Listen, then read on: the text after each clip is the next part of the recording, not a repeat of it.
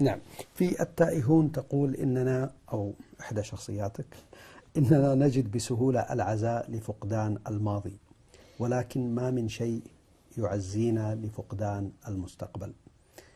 لو أسقطنا على عالمنا العربي اليوم، في أي سياق ممكن تشرح أو تفسر؟ أعتقد أن حين كتبت هذه الجملة ووضعتها في فم إحدى الشخصيات، كانت تعبر بالفعل عما أشعر به، إن بالنسبة للبنان أو بالنسبة للعالم العربي بشكل عام. أنا كانت آمالي كبيرة جدا، آمالي أن تكون منطقتنا منطقة إشعاع فيها أفضل الجامعات، فيها القدرة على صنع نموذج للتعايش، فيها قدرة على نشر النور في العالم كله. وحتى الآن وحتى آخر يوم في حياتي لا يمكن أن أتقبل ما حصل في هذه المنطقة، لا يمكن أن أتقبل ما حصل في لبنان، ما حصل في سوريا، في العراق، في بلدان أخرى.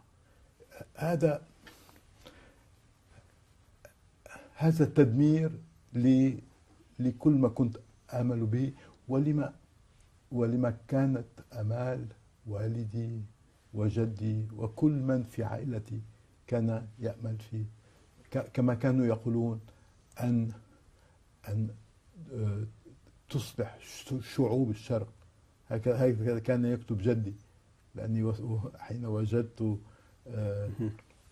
كتاباته أوراقه كان يقول إن شعوبنا قادرة على أن تنشر النور في العالم. وما يحصل يحزنني، لذلك ما يحزنني كما أقول في هذه الجملة ليس أن تكون أشياء معينة في لبنان والمنطقة غابت.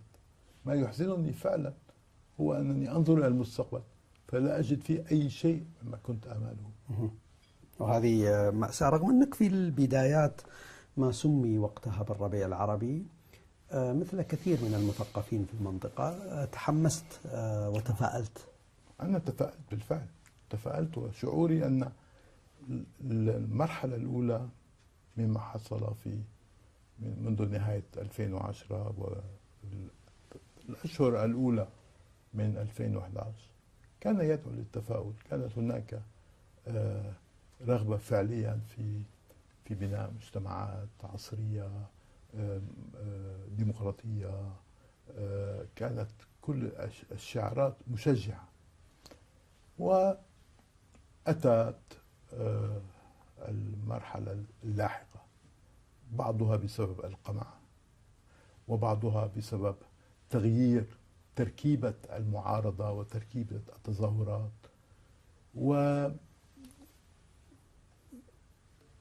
وتحولت. لا أقول أن الربيع العربي تحول. الذي حصل هو انهيار لهذه الأمان. آمل أن تعود يوما، لكن بس هذا الانهيار أليس هي الحقيقة بأن للأسف الشديد التيارات المتطرفة هي سيدة المشهد في العالم العربي اليوم؟ الدينية المتطرفة، الجهادية، اللي نسميها ما شئنا.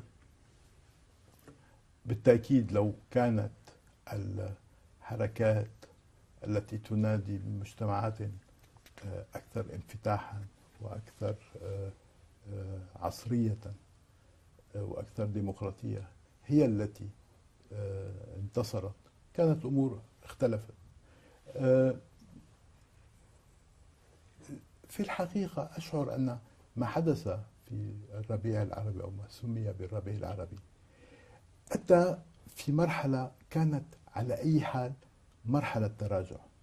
يعني لم يأتي كتتويج لمرحلة تقدم، لمرحلة تصاعد. أتى كردة فعل آنية عفوية إلى حد بعيد على وضع وصل إلى الحضيض. وبالتالي هذه الظاهرة لم تدم كثيرا، وعدنا إلى الصراع الذي كان الصراع القديم بين أنظمة وبين قوى معارضة لها طابع ديني، وكانت هي المتصارعة معها، والعناصر التي كانت تحمل أملا بشيء آخر، لا هو الديكتاتورية العسكرية ولا هو التزمت الديني. كانت قوى هشة ضعيفة غير واثقة من نفسها، لا تجربة لها في قيادة الأمور، وبالتالي اضمحلت. كان معظمها من الشباب المنفتحين على ما يجري في العالم، لكنهم لم تكن لهم لا القدرة الذاتية لقيادة الأمور، ولا لهم الجذور الشعبية التي تسمح لهم بقيادة ثورة. نعم.